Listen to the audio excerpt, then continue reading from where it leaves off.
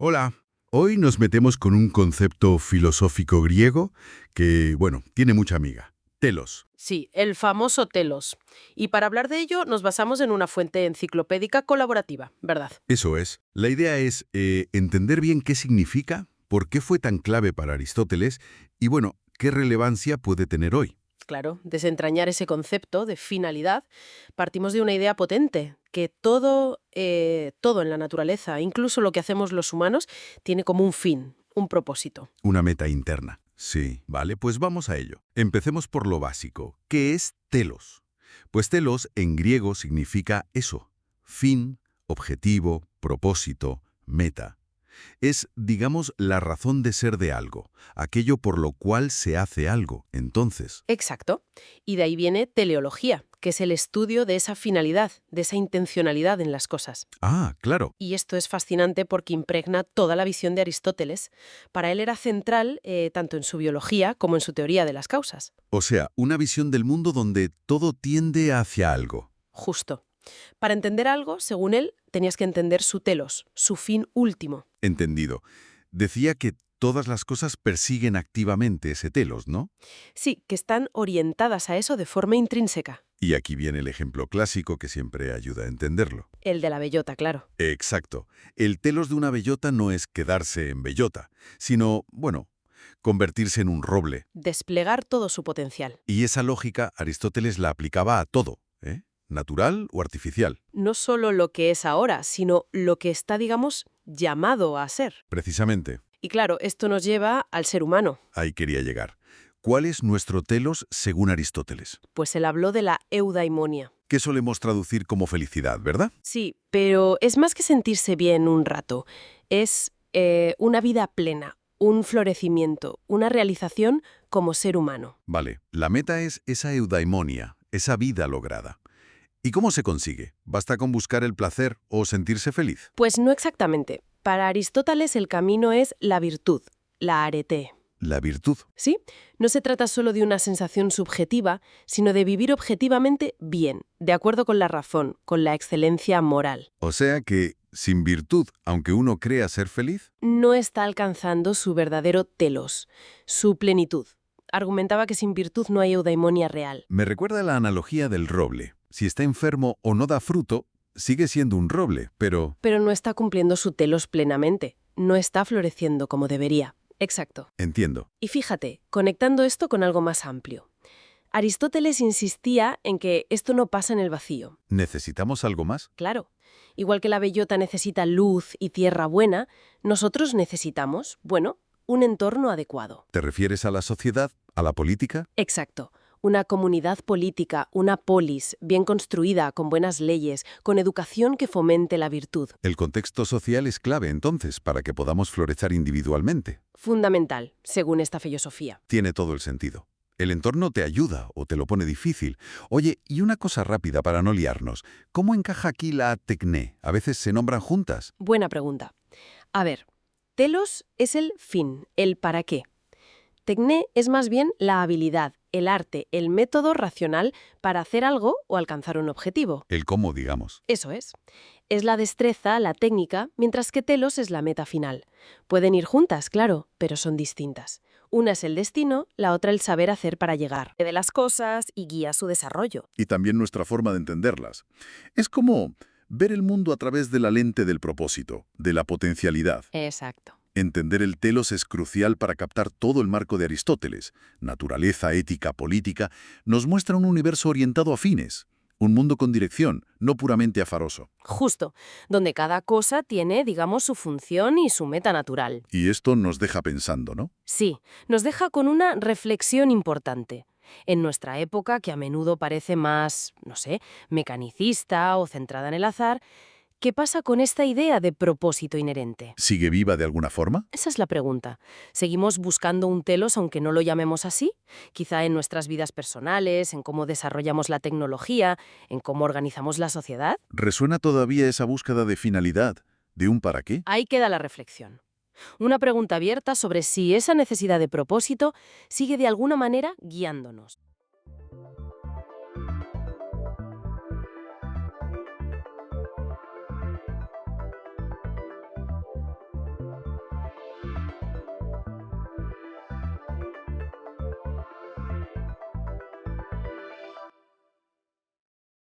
Bienvenidos a esta inmersión en la guerra de Troya. Hoy vamos a desgranar juntos uno de los relatos más famosos, ¿no? Ese conflicto épico entre griegos y troyanos por Helena. Eso es. Una historia que todos conocemos por Homero, claro, pero que tiene muchas más capas. La idea es explorar el mito, con sus dioses, sus héroes. Y luego ver qué hay de verdad histórica, ¿no? Con la arqueología y eso. Exacto. Contrastar un poco la leyenda con los datos que tenemos de las excavaciones, textos antiguos, a ver qué sacamos en claro. Pues empecemos por el mito. Siempre se habla de Helena, pero hay más tela que cortar antes, ¿verdad? Lo del juicio de París. Claro, la manzana para la más bella, las tres diosas, Hera, Atenea, Afrodita. Y París elige a Afrodita. Que le había prometido a Helena. Pero ojo, que leí una cosa fascinante. Otra versión dice que Zeus mismo provocó la guerra. Ah, sí, esa es una interpretación muy interesante. Que la Tierra estaba, digamos, superpoblada y Zeus buscaba una forma de reducir la población humana. Vaya, eso cambia bastante la perspectiva, ¿eh? No es solo un lío de faldas divino. Desde luego, le da una dimensión, digamos, más cósmica o estratégica por parte de los dioses. Pero bueno, sea como sea, el rapto o la fuga, que nunca está claro, Ujú, de Helena. eso es. Activa aquel juramento de los pretendientes, y Agamenón, hermano de Menelao, el marido, pues reúne una flota gigantesca. Y reclutar a los héroes. Uf, menudo lío también. Odiseo haciéndose el loco. Exacto. Y Aquiles que su madre lo vistió de mujer para esconderlo, para evitar la profecía de que moriría allí. Y al final van todos. Y la guerra. 10 años. 10 largos años. Aunque la Ilíada, que es lo más famoso, Solo narra un episodio muy concreto. Unas pocas semanas del último año, la famosa cólera de Aquiles, que se enfada con Agamenón porque le quita a Briseida, su botín de guerra, ¿no? su concubina, sí. Y se retira, deja de luchar. Y claro, los aqueos lo notan muchísimo. Hasta que matan a Patroclo, su gran amigo. Su íntimo amigo, sí. Y eso le hace volver, lleno de furia, para vengarse de Héctor, el héroe troyano. Y lo mata, claro. Pero luego Aquiles también cae, la flecha en el talón. Según la versión más popular, sí, aunque hay otras. Y mueren otros grandes, Ajax, y para ganar, los griegos se dan cuenta de que necesitan cumplir ciertas condiciones. Cierto, las flechas de Heracles, Neoptólemo, que era el hijo de Aquiles, y robar el Paladio. Eso, el Paladio, una estatua que protegía a Troya. Una vez consiguen todo eso, ya viene la idea final, la astucia. El caballo de Troya. Qué genialidad y qué horror, ¿no? Totalmente. Dejan ese caballo enorme de madera, fingen que se van. Los troyanos, a pesar de las advertencias de algunos como Laoconte o Casandra, Ujú. lo meten dentro. Craso error. Y por la noche salen los guerreros escondidos, abren las puertas y bueno, el saqueo. Brutal. El rey Príamo asesinado, el niño Astianacte, el hijo de Héctor, arrojado de las murallas. Las mujeres esclavizadas, un final terrible para la ciudad, aunque hubo supervivientes clave. Eneas, que según Virgilio luego fundaría el linaje de Roma. Exacto. Pero fíjate, incluso para los vencedores, la vuelta a casa es complicada. Muy complicada. Agamenón llega y lo asesina a su esposa Clitemnestra. Y Odiseo, bueno, otros 10 años dando vueltas por el Mediterráneo. La Odisea. La guerra les pasa factura a todos. Sin duda. Y esta es la leyenda que ha llegado hasta nosotros. Potentísima. Pero, ¿qué base histórica tiene? ¿Los griegos antiguos creían que había pasado? Sí, ellos no dudaban. Y luego, claro, en el siglo XIX llega Schliemann a Isarlik, en Turquía, Y empieza a excavar. y encuentra Varias ciudades superpuestas. varias Troyas, sí. Y él identifica un nivel, Troya 6 o más probablemente Troya 7A, que tiene signos de destrucción, de incendio, y que cuadran más o menos en la época. Sobre el 1250 a 1180 a.C. La época del poderío micénico en Grecia. Eso es. Y además están los textos hititas, que hablaban de un reino en esa zona llamado Wilusa. Que suena muy parecido a Ilión, que era otro nombre de Troya. Exacto. Así que parece que hay conexiones, ¿verdad? Sí, pero aquí empieza el debate, ¿no? Porque esa destrucción de Troya 7A, ¿fue guerra o un terremoto, como sugieren algunos? Esa es una de las grandes preguntas. Y además es que justo por esa época, los propios palacios micénicos en Grecia empiezan a caer. Es un periodo muy convulso, el final de la Edad del Bronce. Y luego está Homero. El mundo que él describe, ¿encaja con la arqueología micénica? Pues no del todo. Hay cosas que sí, pero otras parecen más tardías, de la época en que vivió el propio Homero, siglos después. Hay, digamos, anacronismos. Entonces, ¿qué hacemos? ¿Hubo guerra o no? A ver, el debate sigue abierto. Hay quien defiende un núcleo histórico fuerte, que sí hubo un gran conflicto.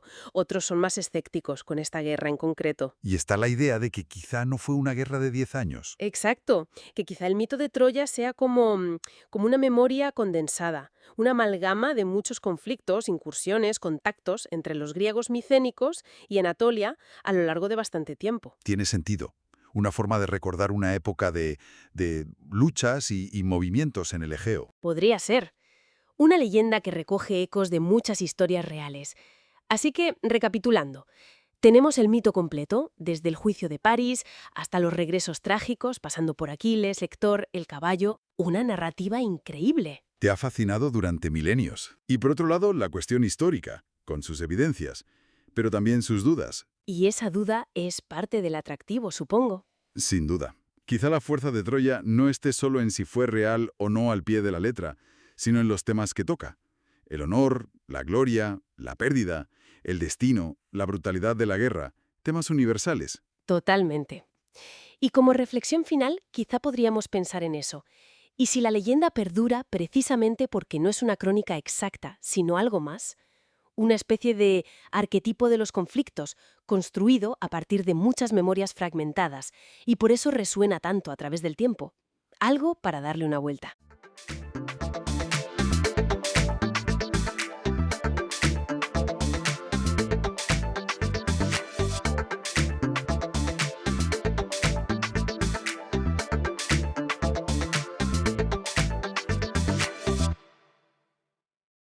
Hoy vamos a hablar de un momento que cambió la historia de la aviación para siempre. El accidente del Hindenburg. Uf, sí.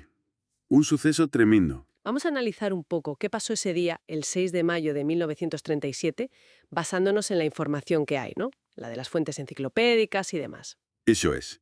Nos situamos en Lakehurst, Nueva Jersey, la estación aeronaval. Exacto. Allí estaba el Hindenburg, ese gigante del aire, llegando desde Frankfurt. Era, bueno, el inicio de su segunda temporada de vuelos entre Europa y Estados Unidos. Pura tecnología punta para la época. Sí, la imagen del progreso, vamos. El viaje había empezado el 3 de mayo. Y bueno, parece que tuvo algunos retrasos, ¿no? Por vientos fuertes. Sí, vientos en contra, lo típico que te puede retrasar un poco en un viaje así de largo.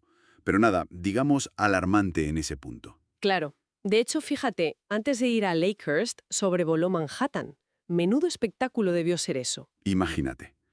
La gente mirando desde abajo a ese coloso flotando sobre la ciudad. A bordo iban 36 pasajeros, que es curioso, era solo la mitad de la capacidad. Pero la tripulación sí era numerosa, 61 personas, y 21 de ellos estaban en formación, aprendiendo. Ah, mira. Y otro dato interesante es que el vuelo de vuelta, el que iba a salir de Lakehurst hacia Alemania, estaba llenísimo. Sí, eso leí, que mucha gente quería volver rápido a Europa para ir a Londres, a la coronación del rey Jorge VI. Exacto. Pero bueno, al llegar a la zona de Lakehurst, el tiempo se puso feo. Tormentas eléctricas. Vaya, Así que el capitán, Max Pruss, que era un tipo con mucha experiencia, decidió esperar. Dieron vueltas por la costa de Nueva Jersey un buen rato. claro, para evitar la tormenta, lógico. Sí, pero el retraso se acumuló.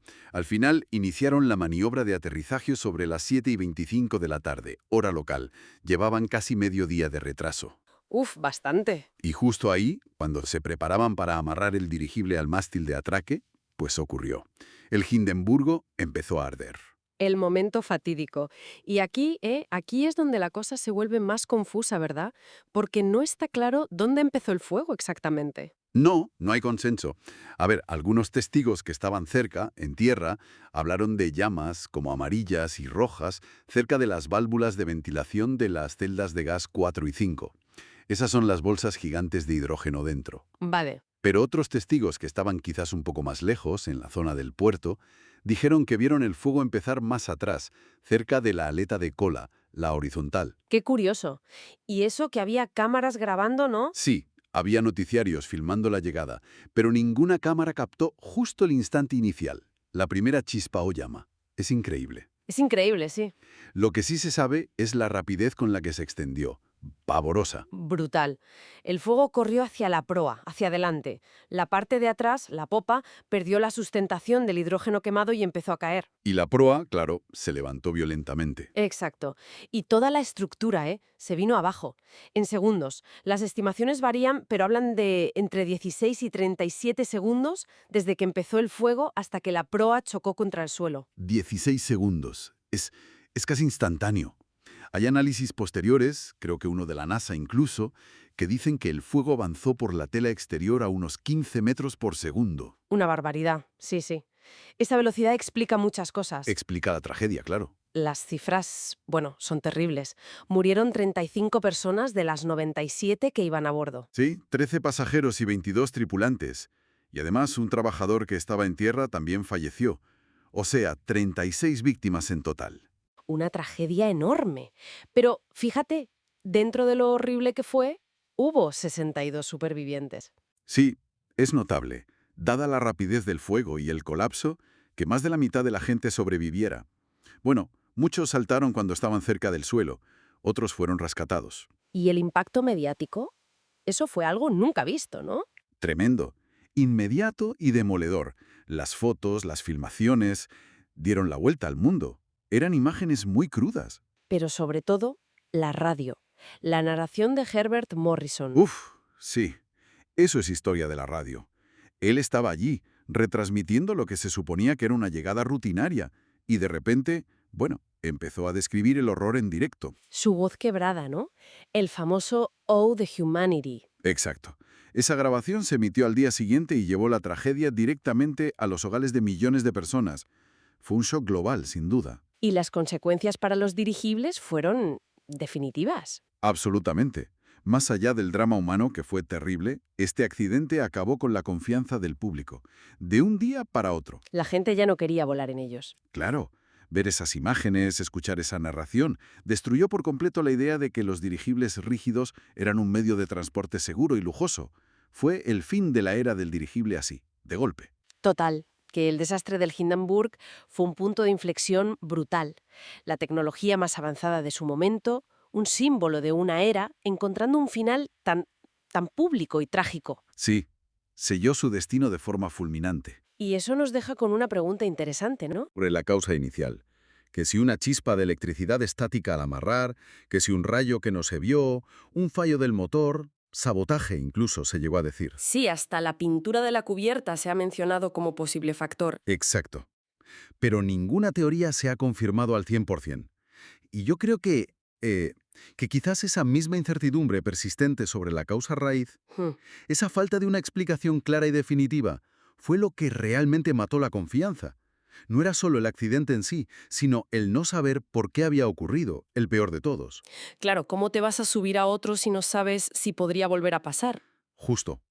¿Cómo confiar en esa tecnología para cruzar el océano si el mayor desastre sigue envuelto en dudas? Es algo que da que pensar, desde luego.